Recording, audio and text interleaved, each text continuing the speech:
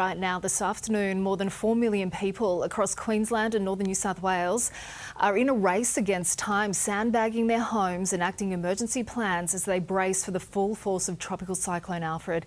It's now forecast across the southeast Queensland coast as a high-end Category 2 system on Friday morning. The latest tracking has it making landfall around Brisbane, with the worst of the conditions being felt there and further south. The warning zone is huge, stretching from the Sunshine Coast across the New South Wales border to Grafton, taking in Brisbane, the Gold Coast, Byron Bay and Ballina. Those communities are all now in the firing line.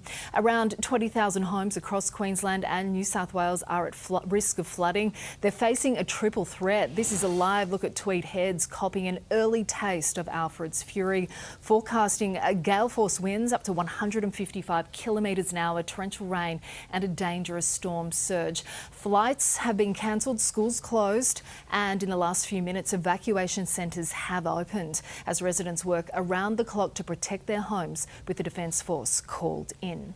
Okay, our 9 News team is following developments right across both states. Hataya Gripsky is on the ground for us at Bribie Island. Hataya, what are conditions like there?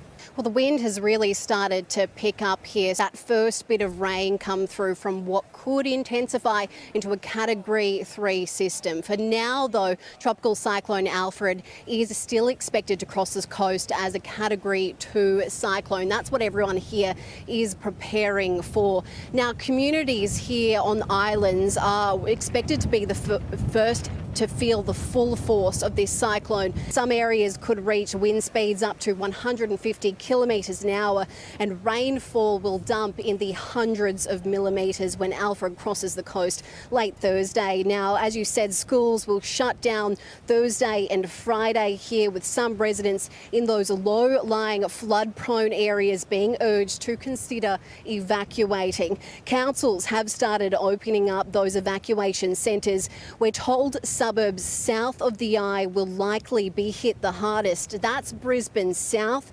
Logan and the Gold Coast. 20,000 properties in the Brisbane City Council area alone could be flooded. We'll get through this if you stay connected, if you do the right things and if you put in place those preparations now. Sophie, the message authorities are continuing to implore is be ready now. From tomorrow, we will really start to feel the full effects of Tropical Cyclone Alfred, and everyone here is preparing for the worst but hoping for the best.